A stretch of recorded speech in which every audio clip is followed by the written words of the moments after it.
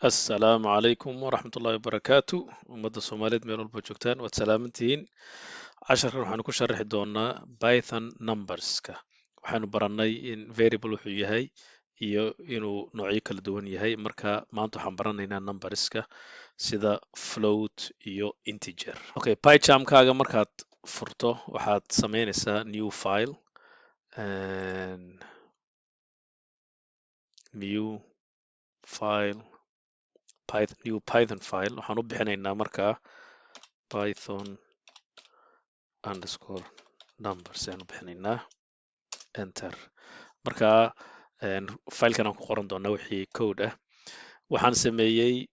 codekan qori lahaa halkan aan kusii diyaariyey si hadhowto waqti badan uusan idinka lumin. Marka step by step ayaan u sharaxaynaa. Okay, integer horaan usoo aragnay waa whole number. Marka integer wuxuu noqon karaa one, wuxuu noqon karaa long number, wuxuu noqon karaa negative. Waxaan o dhan wada integer. Marka haddaan printer garayno waxaa noo soo baxaya integerkii. Marka waxaan odhan karnaa print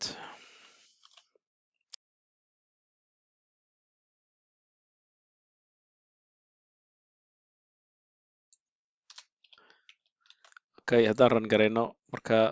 right click run program Python numbers waxay noo soo baxaya inay yihiin integers. Waxaan kaloo baranay float marka waa jajab ama decimal point numbers.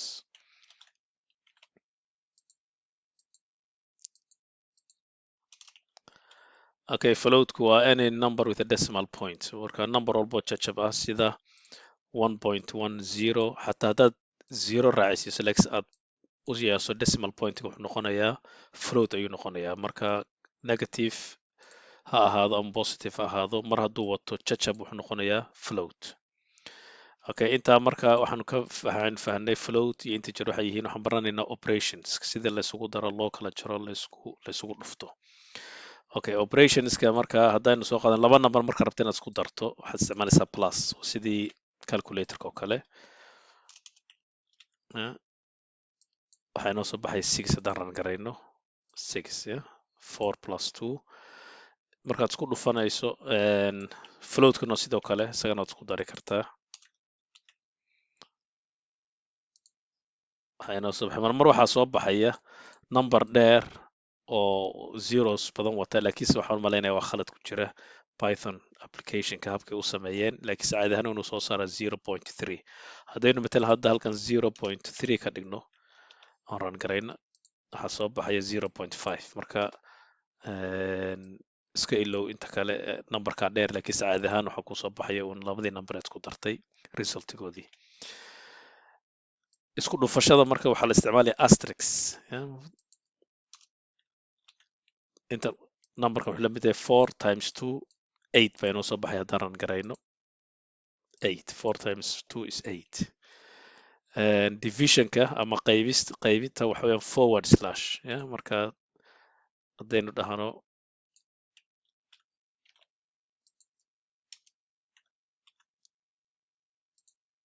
comment haddaan ka saarno 11 divided by 2 inuu inoo soo baxdaa 5.5 5.5 marka divisionkuna waa forward slashka. marka waxaa muhiima inaynu fahanno marka aan xisaabinayno inay wax walba kala leeyihiin priority ay kala horeeyaan marka la xisaabinayo waxaana la dhahaa order of operation. matalan haddaynu numberkan hadda xisaabino waxaad arkaysaa marka hore haddaynu parenthesis gelino waxaa inoo soo baxaya markaa wuxuu xisaabinaya marka hore numberada ku dhex jira parenthesiska marka 2 plus 3 is 5 5 times 2 10 baa inoo soo baxaya haddaan marka ran garayno codekan laakiinse haddaan parenthesiska ka saarno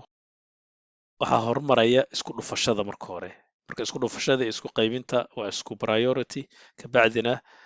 waxaa soo baxaya additionka iyo divisionka isku darida iyo kala jarista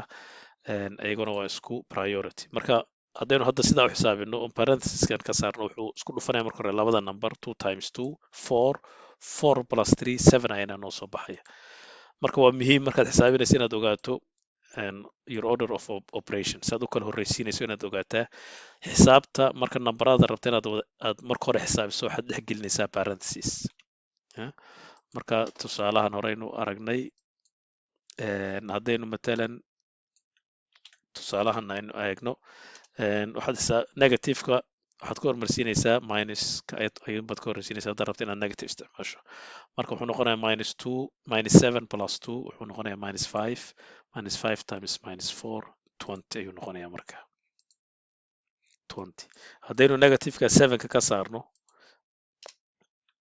waxaa inoo soo baxaya -20 okay -36 waxaan isku darnay waa 9 7 plus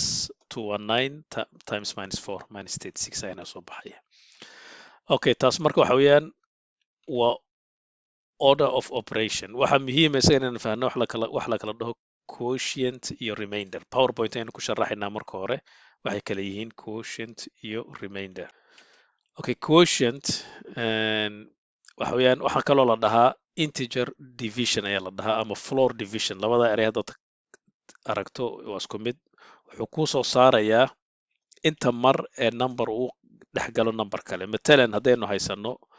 11 qalin ayaynu haysanaa waxaanu u qaybinaynaa arday walba waxaynu siinaynaa 2 qalin matalan marka waxaad siinaysaa arday walba haddaad 2 qalin siiso 5 arday ayaad u qaybin kartaa 11ka marka wuxuu ka tuurayaa numberkii ka dambeeyay decimal pointiga ahaa ayuu tuurayaa matalan haddaad dhahdo 10 qalin ayaan u qaybinayaa ayaan arday walba 2 siinayaa waxaad siin kartaa 5 arday oo keliya okay micnuhu marka waxa weeyaan haddaad caadi ahaan 11 u qaybisa 2 waxaa kuu soo baxay 5.5 0.5ka ama wixii decimal pointiga ka dambeeya ayuu tuurayaa wuxuu kuu soo saarayaa numberka ka horeeya decimal pointiga yeah so integer number before the decimal point sababtaasaa loogu bixiyay floor division kana waa sidoo kale marka 10 haddaynu u qaybino 2 waxay noo soo baxaya 5 okay kaasu marka waa floor divisionka ama integer divisionka remainderka isagu waxa weeyaan wuxuu ku soo saarayaa wixii soo hadha matalan haddaynu 11 arday ama 11 qalin aynu arday walba 2 siino waxaan kaliya siin karnaa 5 arday ka waxay noo soo saarayay integer divisionka waxa soo hadhaya marka hal qalin remainderkii marka halka qalin ayuu ku soo saarayaa markaad percentage-ka isticmaasho okay floor divisionka waxaad isticmaalaysaa 2 ayaad isticmaalaysaa haddaad rabto wixii kuu soo hadhay inaad xisaabisana waxaad isticmaalaysaa percentage-ka okay marka haddaad matalan 10 qalin aad haysato oo arday walba aad 2 qalin siiso wax soo hadhaya ma jiro markaa ya 5 arday aad siinaysaa laakiin wax kuu soo hadhaya ma jiro marka remainderku wuxuu noqonayaa 0 kuwan muhiimadooda waxa weyn marka haddaad rabto inaad xisaabiso inuu numberku yahay kinsi ama dhaban ya odd ama even number inuu yahay haddaad rabto inaad xisaabiso waxaad isticmaali kartaa remainderka percentage-ka hadduu numberka kuu soo hadhay 1 yahay markaad 2 u qaybiso waxaad ogaanaysaa numberkaasi inuu yahay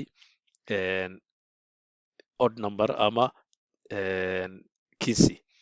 haddii 0 kuu soo baxana waxaad ogaanaysaa inuu dhaban yahay ama uu even number yahay okay haddaba waxaynu arkaynaa tusaalayaashii hadda aan sharaxnay oo aynu ku qornay python okay 11 haddaynu 2 forward slash gelino waxaa inoo soo baxaya 5 marka 5 haddaynu ogaano remainderkii inaynu ogaan haddaynu rabno waxaynu isticmaalaynaa percentage-ka oo waxaa inoo soo baxaya number 1 yeah, number 1 is the remainder waa kii soo hadhay okay haddaynu matalan 45 percentage 2 xisaabino maadaama numberkan uu yahay number kinsi ah waa inuu inoo soo hadhaa number 1 waa inuu inoo soo hadhaa marka halka waxaad ka arkaysaa inuu numberka 45 inuu yahay ama 45 inuu yahay kinsi number kinsi ah ama odd number ah okay haddaad matalan number weyn geliso dhib ma leh hadduu percentage-ka hadduu remainderka uu noqdo 1 waa kinsi hadduu 0 noqdona waa dhaban marka numberkan wuxuu remainderka waa 0 marka waxaan ogaanaynaa numberkan inuu yahay number dhaban ah ama even number ah okay waxaa kaloo muhiim inaynu fahanno waxa la dhaho in place operators in place operator matalan waxa weeyaan haddaynu dhahno x is 1 haddaynu dhahno haddaan rabo inaan onkii x-kii number kale ku daro one kale waxaan odhanayaa marka x waxay la mid tahay x plus one marka x one buu ahaa one baynu ku darnay waxaa inoo soo baxaya two haddaynu print karayno x haddaynu print karayno waxaa inoo soo baxaya two waxaa jira hab ka fudud matalan meeshaan qori lahaa x is x plus one waxaan ka qorayaa matalan x plus equal one waa isku midkii markaa marka hadla inplace operator ayaa la dhahaa two ayaa soo baxay marka wuxuu kuu fududaynayaa inaad numberkii intaad soo celcelin lahayd variablekii inaadan soo celinin ayuu kuu fududaynayaa two numberka doontaan ood ku dari karta haddaynu dhahno plus three waxaa inoo soo baxaya four yeah okay marka keliya ma aha inaad wax ku dari karto haddaad rabto waad ka jari kartaa haddaynu soo koobiyeysanno hadda codekan oona dhahno x minus equal one matalan x four buu ahaa hadda waxaynu ka jarnay one waxaa inoo soo baxaya markaa three haddaynu print karayno x three ayaa inoo soo baxay sidoo kale haddaad rabto inaad isku dhufato labada number haddaad numberkii rabto inaad ku dhufato waxaad oranaysaa asterix equal two haddaynu dhahno x marka hore three bay ahayd marka haddaynu two ku dhufanno waxaa inoo soo baxaya six sidoo kale haddaad rabto inaad number kale u qaybiso uma baahna inaad variableki soo celceliso waxaad u qori kartaa forward slash ayaad ku qoraysaa halkaa marka six baynu haysanay divide by two waxaa inoo soo baxaya three okay marka waxay kuu fududaynaya inaad qoraalkaad qorayso uu yaraado markaad isticmaasho inplace operators okay hadda waxaan sharaxayaa waxa la dhaho exponentiation oo ah the raising of one number to the power of another number yeah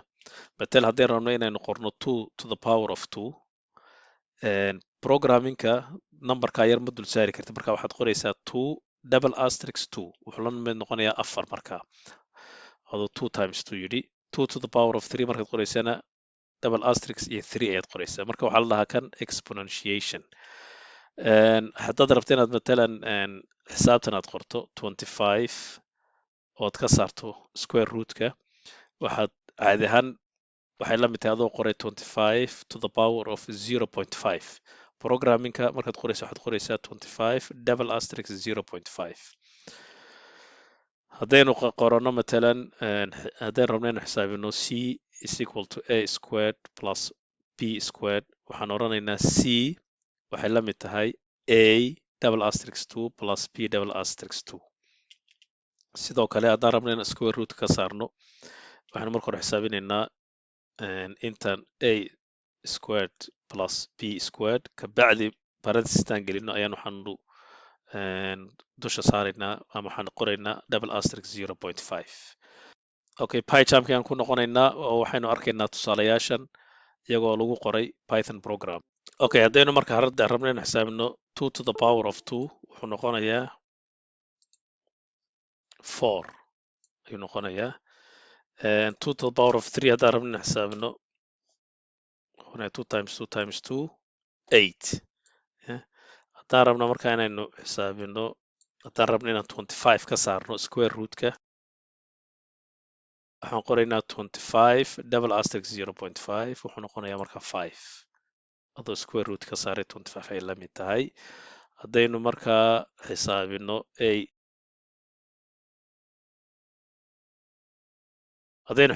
a is equal to 3 b is equal to 4 marka a to the power of 2 plus b to the power of 2 c wuxuu noqonayaa 25 yeah? 9 plus 16 yeah? 3 to the power of 2 wuxuu noqonayaa 9 waa 3 to the power of 2 3 times 3 is 9 4 times 4 is 16 total wuxuu noqonayaa 25 haddii aynu rabno inaan square root ka saarnana waxaynu dhex gelinaynaa parenthesis kabacdina double asterisk 0.5 ayaynu ugu dambaysiinaynaa marka wuxuu noqonayaa 5 waxaynu la mid tahay intan gudaha ku jira wuxuu noqonayaa 25 marka laga saaro square rootka wuxuu noqonayaa 5 okay halkaa waxaynu ku fahanay exponentiationka okay hadda waxaan fahmaynaa scientific notationka sida loogu qoro python matalan meesha laga qori lahaa 3 iyo 8 eber caadi ahaan xisaabta waxaa loo qoraa 3 times 10 to the power of 8 pythonka markaad qoraysa waxaad qoraysaa 3e8 ayaad qoraysaa sidoo kale haddaad negative number aad qorayso waxaad qoraysaa e to the power of minus 34 ayaad qoraysaa numberkan oo kale 0 intaasoo 0 meesha laga qori lahaa waxaad ku qoraysaa pythonka waxaad qoraysaa 1 e to the power of minus 22 okay tusaalayaashan aynu ku aragno pycharmka